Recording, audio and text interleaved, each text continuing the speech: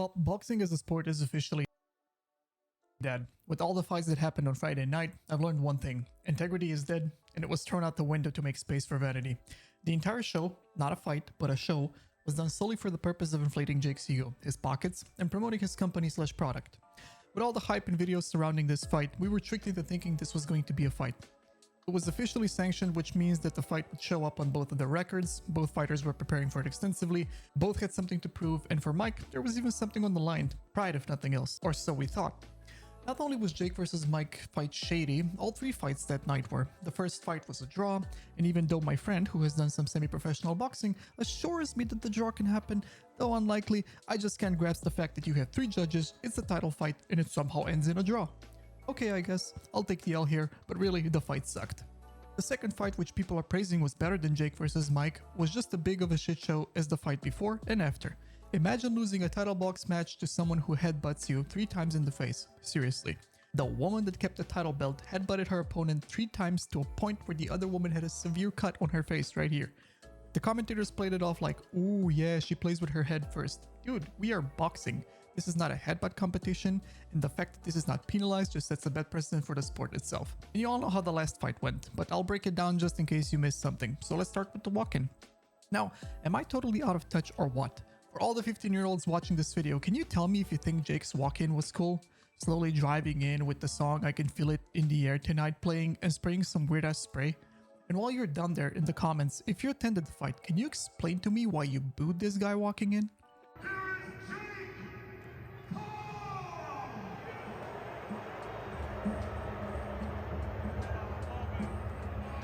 This doesn't make any sense to me. Everyone in that attendance must have known that the money is going to Jake in some capacity. Why the fuck did you attend and then boo the person you're supporting? I'm confused. Now contrast that to Mike walking in by himself with almost no music playing and nothing but faint cheers of the crowd. That entire thing felt cringe and just wrong.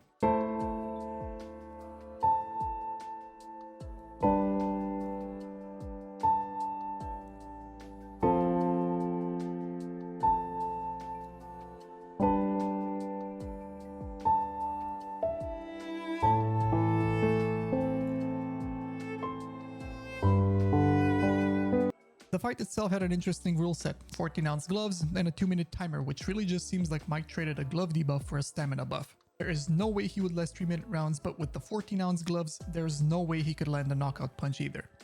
Going into this with Mike's training posted on social media, he looked like a fucking beast and his age was barely showing. He was fast, strong.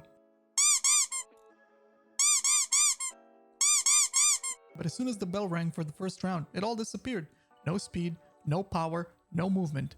It seemed like he was just trying to conserve energy, and even though he landed a hit or two, it just wasn't it. And that was pretty much the recipe for all 8 rounds. The only difference was that after round 2, Jake started dancing around him, teasing him, and pretty much humiliating him. And in the last round I asked myself, why isn't Jake laying this guy out? Yep, you heard me right. By the end of the fight, I wanted Jake to knock Mike out. I'm not taking the moral high ground here, I know he's 58, but he was the one that agreed to the fight. He gets no sympathy from me, and the fact that he didn't get laid out by the guy half his age is telling. Especially since Jake so effortlessly boasts 7 KOs in his 12-match history. Something was definitely off, and even though we will never be able to prove the fight was bought and paid for, I want a refund from Netflix, and I don't even have an account. But credit where credit is due. Jake managed to pull off an Ocean's 11th heist and exit the ring with 40 million to his name, gifting 20 million to his partner Mike for his amazing supporting role in this sketch. Everyone that thinks that Jake somehow loses no matter the outcome of the fight is absolutely wrong. He doesn't give a fuck about what people think, and can now officially say he beat Mike Tyson and got paid to do it. So he won on all accounts. We lost. People playing to go see this event lost. Boxing as a sport lost. And even people supporting this kind of entertainment lost. And with all that, Mike had the audacity to say he will fight again. Is this possibly the last time for you? I don't think so. My guy disrespected the sport for a payday, didn't even show up, and he thinks you want to see him do it again. Bro, what? And as for Jake, I have a few suggestions for your next big event. Become an F1 driver by winning against Michael Schumacher. Become a basketball pro by winning against Magic Johnson. Become a hockey pro by going 1-1 versus Wayne Gretzky. Become a tennis pro by going against Serena Williams, though admittedly she's still probably too young for you. And become a baseball pro by challenging Bo Jackson in catching, pitching, batting, and running. The whole 9 yards. That said, I expect royalty checks in the mail for these multi-million-dollar ideas. So, to recap, we had a 12-round title draw with 3 judges in the first fight. We had a potential title snubbed by a cheater who headbutts her opponents in the second fight.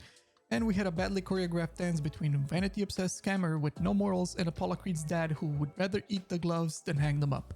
And finally, we had Netflix getting hit with a streaming reality check where the broadcast was paused for longer than actually playing.